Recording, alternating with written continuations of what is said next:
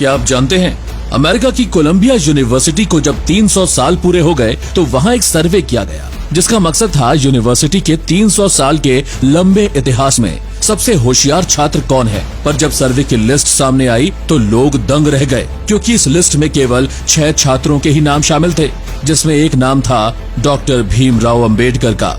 जी हाँ, डॉक्टर भीमराव अंबेडकर, एक ऐसा नाम जिसने कहा था, महान प्रयासों को छोड़कर जीवन में कुछ भी बहुमूल्य नहीं। बाबा साहेब के सम्मान में अमेरिका की कोलंबिया यूनिवर्सिटी के मुख्य द्वार पर उनकी ब्रॉन्ज की एक मूर्ति लगाई गई, जिसका अनावरण अमेरिका के तत्कालीन राष्ट्रपति बराक ओबामा ने किया और इस मूर्ति के नीचे लिखवाया गया, सिंबल ऑफ नॉलेज, यानी ज्ञान का प्रतीक। ज्ञान और शिक्षा पर सदा ही जोर देने वाले अंबेडकर ज्ञान का प्रतीक बने। उन्होंने कहा था, शिक्षित बनो, संगठित रहो और संघर्ष करो।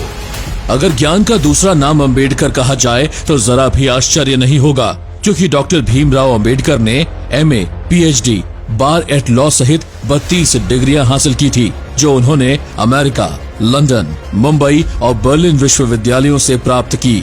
भीमराव अंबेडकर का कहना था, जीवन लंबा नहीं, महान होना चाहिए। बाबा साहेब के कारण ही बेटी को संपत्ति में बराबरी के अधिकार का कानून बना। महिलाओं को बच्चा गोद लेने का अधिकार और पति को तलाक देने का अधिकार भी बाबा साहेब ने दिलवाया। इससे पहले ये अधिकतर केवल पुरुषों को प्राप्त थे, क्योंकि बाबा साहेब का मानना था, सही मायने में प्रजातंत्र तब आएगा जब महिलाओं को पिता की संपत्ति में बराबरी का हिस्सा मिलेगा। बाबा साहेब ने अपने एक जीवन में जो उपलब्धियां हासिल की, वो किसी सामान्य मनुष्य के लिए 10 जीवन में भी मुमकिन नहीं है। विदेश जाकर अर्थशास्त्र में पीएचडी करने वाले भीमराव अंबेडकर पहले भारतीय थे।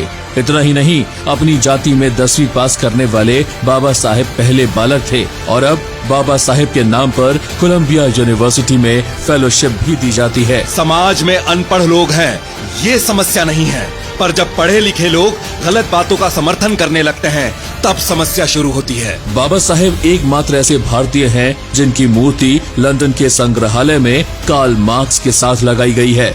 बाबा साहेब की 130वीं जयंती पर अमेरिका की संसद में बाबा साहेब को एक खास सम्मान पेश किया गया। मजदूरों और कमजोरों का एक ऐसा मसीहा। बाबा साहेब ने ही मजदूरी के घंटों को 8 घंटे का करवाया।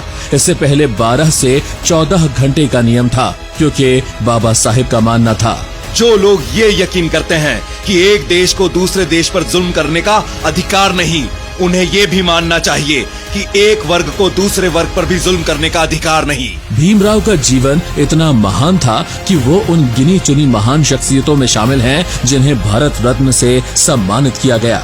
भीमराव अंबेडकर जो कहा करते थे, बुद्धि का विकास मानव के अस्तित्व का महत्वपूर्ण लक्ष्य होना चाहिए। इसी लक्ष्य की दिशा में भीमराव अंबेडकर के द्वारा प्रदान किए गए दिशा निर्देशों और निर्देशक सिद्धांत के आधार पर ही दोस्तों भारतीय रिजर्व बैंक की बुनियाद रखी गई है।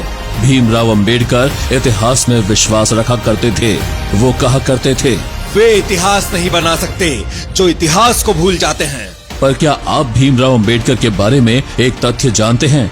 बाबा साहेब ने गांधी को महात्मा बोलने से साफ साफ मना कर दिया था। अंबेडकर ने ऐसा क्यों किया? संविधान पुरुष भीमराव अंबेडकर के जीवन की अनसुनी कहानी सुनने के लिए डाउनलोड पॉकेट FM और सुनिए महानायक भीमराव अंबेडकर।